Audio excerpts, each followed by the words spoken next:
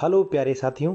आज हम हार्डी रामानुजन संख्या की चर्चा कर रहे हैं। हार्डी रामानुजन संख्याएं वह संख्याएं हैं जिन्हें हम दो घनों के रूप में दो भिन्न भिन्न प्रकार से लिख सकते हैं। जैसे एक संख्या है 1729। इसको मैं साथियों 1728 प्लस एक और 1000 और प्लस 729 के रूप में लिख सकता हूं। जैसा कि आप जानते हो कि 1728 है वो 12 का घन है और एक है वो एक का घन होता है।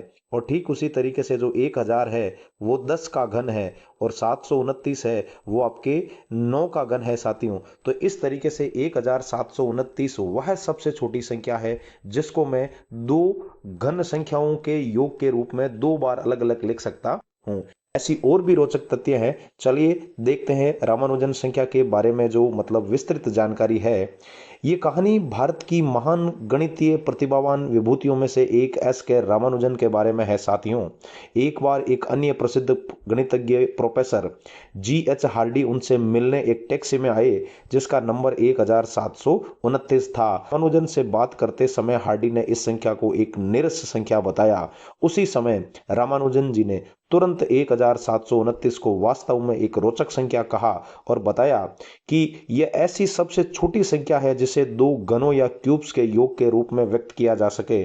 जहां 1729 को 1728 प्लस एक मतलब 12 के घन व एक के घन के रूप में, तथा दूसरी बार 1000 प्लस 729 मतलब 10 के घन व 9 के घन के योग के रूप में भी लिखा जा सकता है। इसी तरीके से आगे कुछ संख्याएं और है, जैसे 4104। 4104 को साथियों हम लोग 2 के घन और प्लस 16 के घन, 2 का घन होता है 8 और अपने 16 का घन साथियों 4096।